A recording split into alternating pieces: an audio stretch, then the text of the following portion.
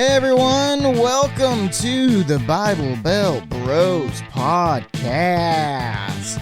We are doing this in slow I don't have the motion. laugh track on my mixer like you did when you did your solo episode because I wasn't recording. Oh, you did listen to it. I did listen to it. Yes. You idiot. Such an idiot. Andrew, thanks for bringing me an energy drink this morning. It's pretty cool. Dude, you're welcome. Pretty nice of you. I make you coffee every day and you finally given back. Exactly. I was kind of convicted this morning. And so You're convicted? Yeah. Someone messaged me this morning to make them something on my 3D printer. And in my head, I'm like, fool, I asked you a year ago for something. And so I was like, oh, shoot, that's me and Dusty. He always makes me coffee. I never. I don't know. You pay me. I'm sure I'm going to be going to a free Oilers game coming up soon. It's true. Sometime this year. And I'm sure you'll be going to some free golf with me this year, too. That's right. You guys trying to plan golfing trips, and you're like, Wednesday, Levi and you coming up to me going like, all right, what's the date? Where are we going? When are we doing this?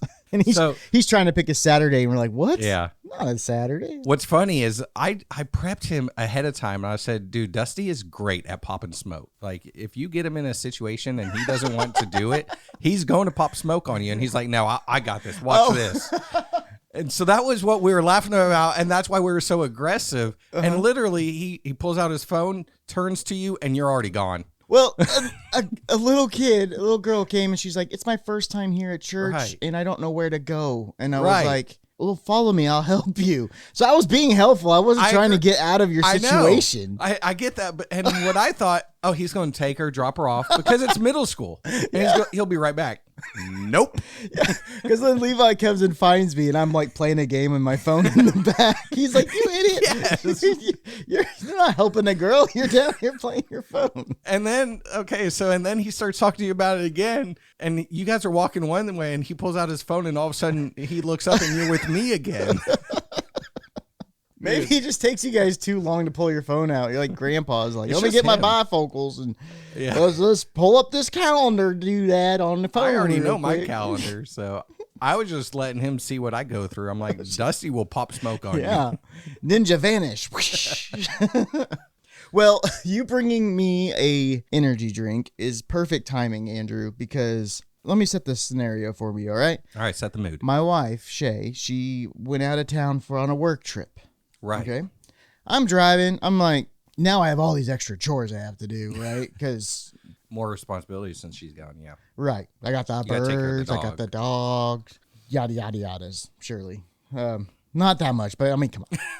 Still a lot of things to do. 2 things, guys. And so, I was just driving, and I was just like, had this random thing of like, what if she got in a car wreck right now on her work trip and she died?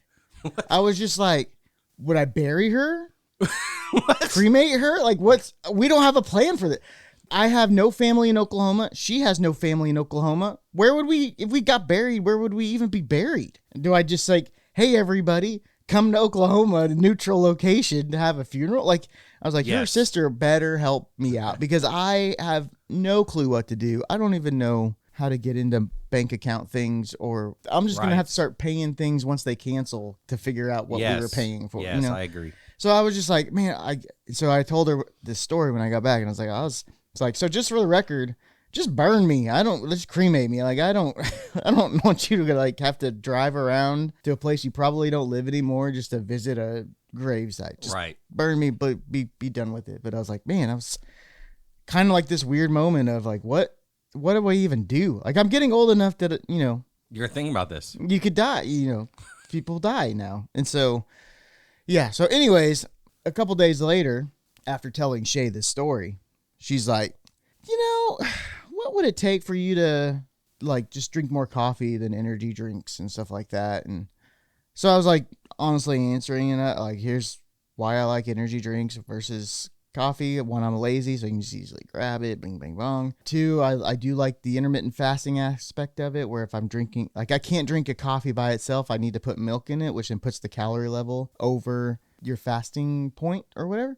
And then I'm telling somebody else the story of that, And then I'm at house church, and I'm driving home from house church because Shay had to work. So I'm again alone in a car having my thoughts of driving. And I was like, that woman, she's trying to get me to not drink energy drinks anymore because she doesn't want me to die first so that she has to deal with it. She wants to be the one that dies first, so I have to deal with it. And then I came back and told her, like, is this why? Are you doing it so that I don't die faster? And she's like, exactly. Like, you started this. You set your own grave. Nice. You F.A.F.0'd. Now you're finding out, Dusty. Now I'm finding out. But anyways, yeah, that's going to be the opening of our topic here because we are talking about F.A.F.O. F.A.F.O.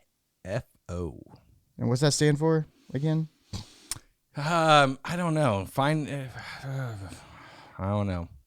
Okay. Well, you find something. We'll find out at some point. Yeah. I guess what that. I think we will. What that stands for. Oh yeah, but yeah. So I'm drinking a coffee today. You did bring me an energy drink, and I will save that.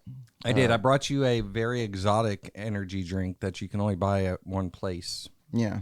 I will drink that later. But okay, so that makes sense because when you were making the coffee this morning and you put the milk in there, I go, that's not me. And I know you make Shay, but then you didn't put caramel or anything on it, so I'm like, I don't think that's Shay's. So now it makes sense. Yep. I need the girly drinks. I need more milk than coffee, and I need the syrups. That's so disgusting. And blinga blinga blinga.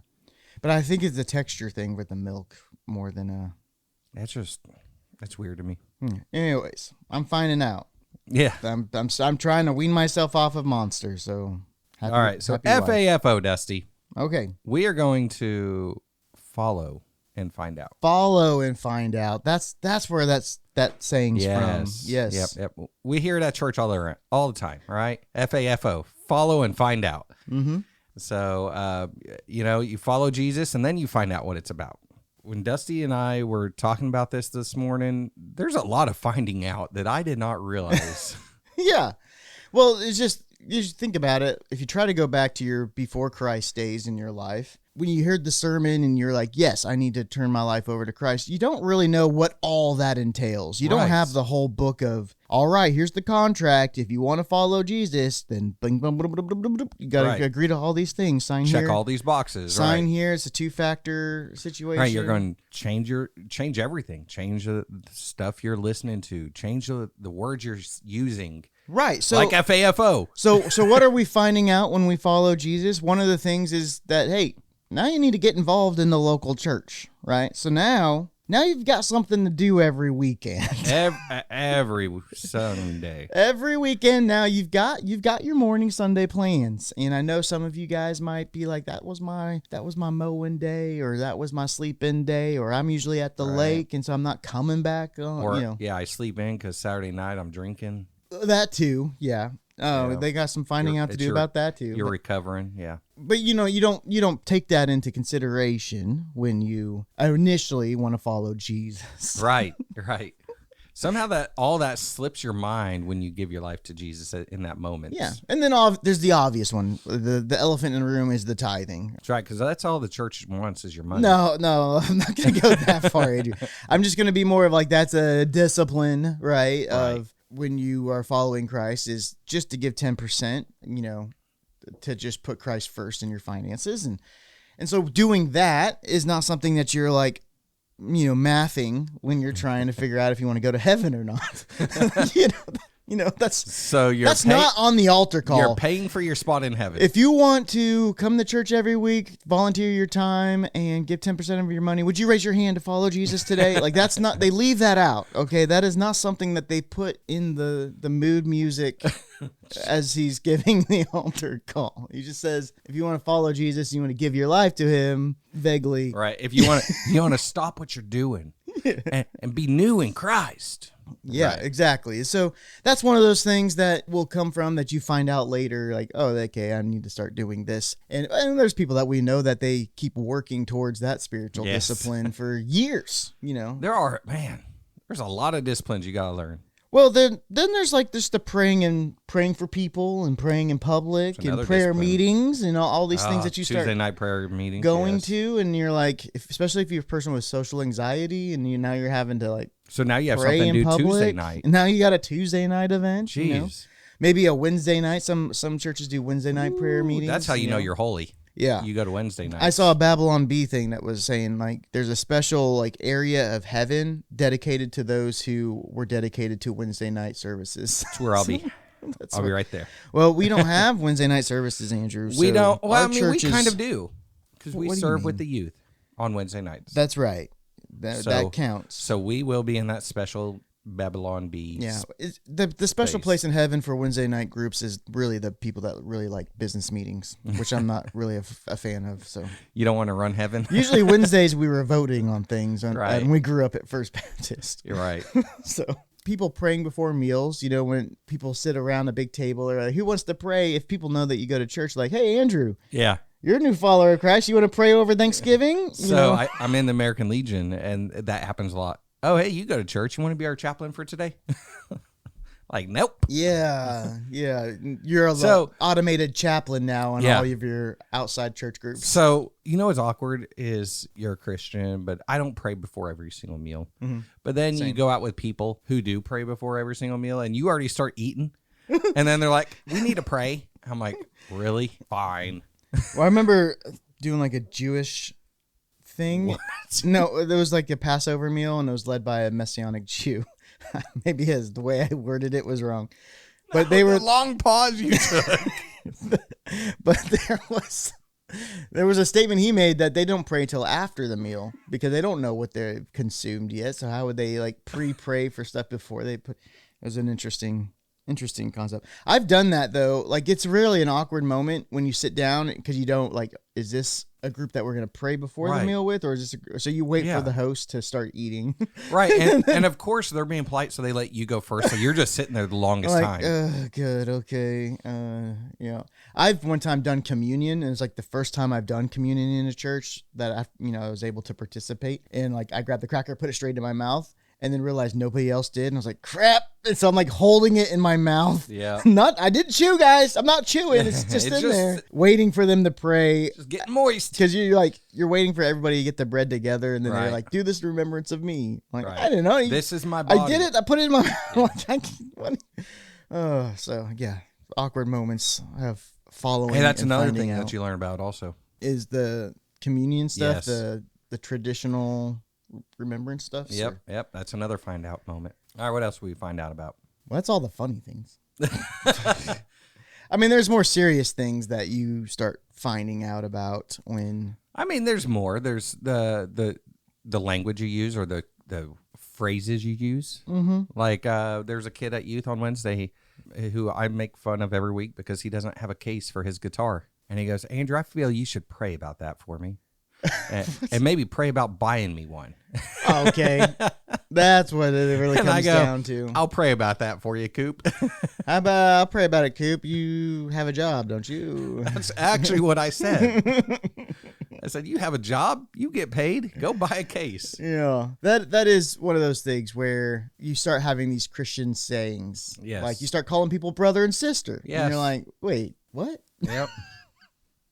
Brother and sister? What are you talking about? So you start having like all these weird Bless your heart. bless your hearts. Oh, Yes. that's a good one. Oh, bless your heart. Bless your Yes. heart. Which really means you idiot. Is there anything I could pray for you about Mm. with zero intention of praying for them? Yeah, I give a 3-week rule. I've told everybody in my house church, like, I'll Yeah. pray for you, but for 3 weeks. Don't keep praying over and over again. I might have said that on this podcast. You have, which is a lot more gracious than me because I'm like 1 week rule. I got you. So- I covered you with prayer.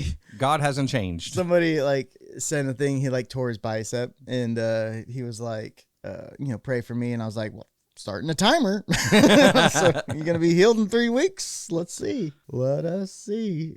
I mean, we've kind of talked about Sunday and Tuesday. Then you have that special place in heaven. So you have Wednesday nights. Now, look, your calendar, you are becoming a social butterfly because now you have plans 3 days a week. Right. Yeah. Exactly. And some people love that. Some people recharge with that, and other people are like, "Can we do online services?" Right.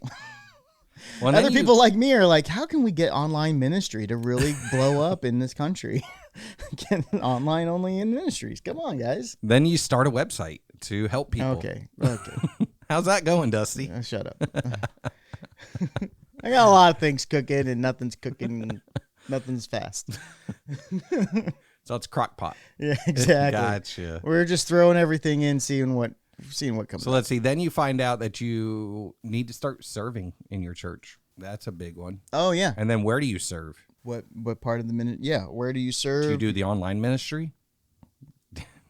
Another thing you figure out is some churches, they sit during some songs and they stand during other songs. Yep. And so the peer pressure of they start singing a song and well, this is typically the sitting song, but there's people standing now. Yeah. And now you have this weird peer pressure. Do I stand? Do I sit? Those are things you find out. Then, so Dusty, I just grabbed my microphone. I don't know if you, I feel like you doing. On Sunday.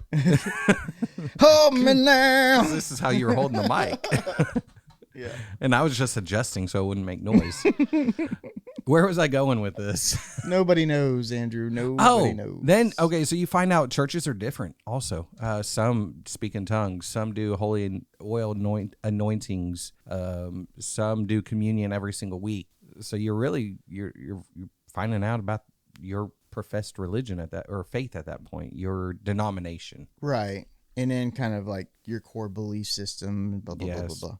You know, this is really off topic, but I was talking to Rusty about stuff, and he reminded me there was a movement back in the day from the Southern Baptist Association. And then we dealt with this at the church that we worked at together, where they wanted to put member of SBA. Yes. And the whole idea was that if you were a Southern Baptist, if you were a member of the SBA, that you knew that no matter where you were in the country, the format was the same. Yes. So it was like supposed to be like that whole connecting us thing, but then it like removed any kind of creativity, I guess. Right. Or, it turned it cultish.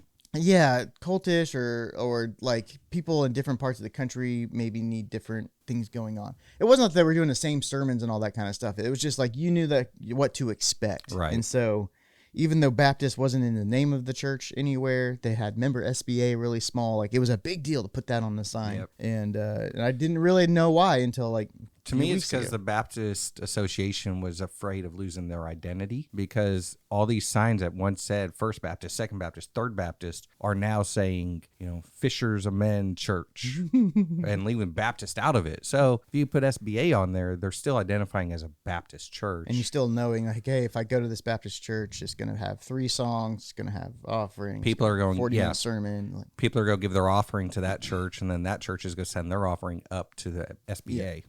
So to me, it's kind of what it was also. Yeah, which to me was the whole idea was like if people were traveling. So you're only really attracting the people who were maybe out of town. They were like, oh, I want to check out a church. And so they just, let's be honest. Most people traveling are not going to church on Sunday. Okay, well, yeah. That's another sermon, though. I mean, another podcast. All right. That's another F.A.F.O. But we'll skip on that one.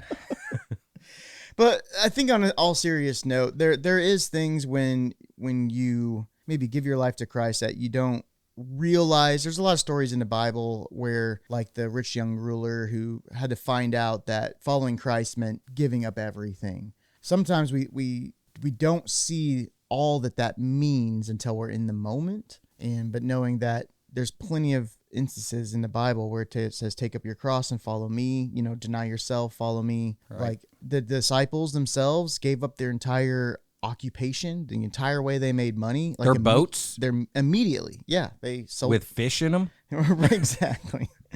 They gave up everything that they had to be able to follow Jesus. And they did it immediately, and they didn't still have that as a side gig to fund their ministry, right? Or to fall back on, right? Yeah, and so there's a lot of things like that we don't take in consideration. Not that we should, but just knowing that more discipleship, as you learn more about discipleship and what that means, like there's other things like that you're gonna need to do. What was that verse in James that you pulled up? Is Faith. So sorry, I didn't realize we were getting in the serious part of our podcast. Well, we're 20 minutes into the We need a jokies. signal, right? Like you tap your left eye or something, and that's We're my not signal. even on a video. I can just point at you.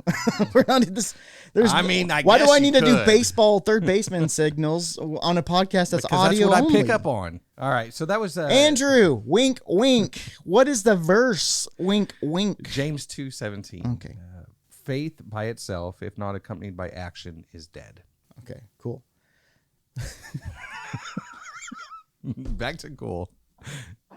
Give me some more coffee, Dusty. I need to spit it out. Faith without action is dead. Why do you ask me and then go, cool? Like you don't want me saying it. Because that's what cool means.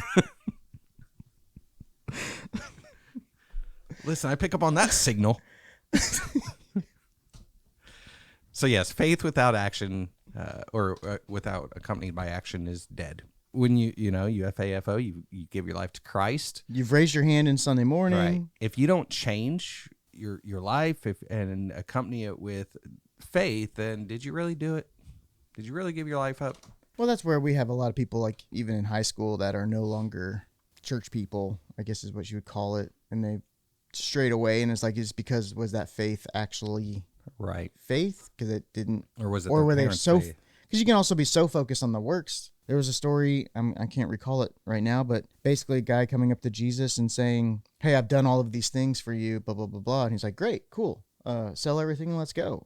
Yep. And so there's things like that where people focus so much on the work side of it to prove their faith that they forgot the whole believe part, the relationship part. Yeah, there's a book about that I wanted us to read, Dusty. That's, take maybe an hour and then we discuss it, and you've kind of just ignored that. But yeah. What? Oh, okay. So now back to James 2:17. I'm getting the signals, guys. So move on. Shut up and move on. See, I pick up on that, Dusty. At first, you gave me the steel third base sign, but I saw the James 2:17 sign in there, so I moved on. You disregard. I did the disregard the first signal for Yeah. the second signal. Come on. I picked up it, but I thought we were in the moment, so I was going steel third there. Anyways, F.A.F.O, the Christian version of F.A.F.O. Follow and find out. And I think that's what people need to do on this podcast too. That's our new slogan at the end of this episode. Every episode is F.A.F.O, and people are going to be like, we're going to get more negative reviews again because I thought I was coming to a good, wholesome Christian podcast to learn more and get deeper, and then they said F.A.F.O. And even though I'm a good Christian person and I don't associate with those kind of things, I still know what that means, really. And I listened to the podcast because I wanted to see what they had to say. I listened to the entire episode and I laughed, but I felt But bad I'm still for laughing. offended. Right? And this will be 5 somebody. stars. And this will be somebody in 7 years coming back to this episode. Yeah, it's so funny. Yeah. I love looking at the negative reviews. I mean, I still like the positive ones. So if you have Right. a positive review, you can leave it too. But the negative ones are funny. Leave us a negative, but give us 5 stars. Yeah, insult us, but give us 5 stars. Yeah. That's what we want. That's really what we want. If you 'Cause know those are the us best. and you're an actual listener of this podcast, send us an insult, but give it 5 stars, and we'll shout you out on the podcast. Best insult wins. Hey, I like that. All right, well, deny yourself, follow Christ, easy peasy. What an episode. Lemony, breezy. F.A.F.O. Take it easy.